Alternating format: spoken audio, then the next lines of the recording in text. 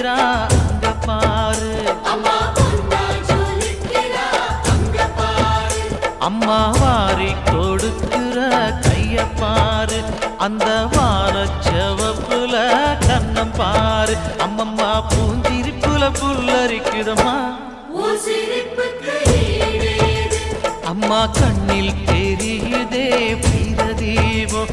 அவ சங்கு கழுத்துதான் பவளமாகும். எங்க அம்மா எழுந்துட்டா கொலவைய போடு, பண்ணாரி பாதத்தில் பூஜைய போடு.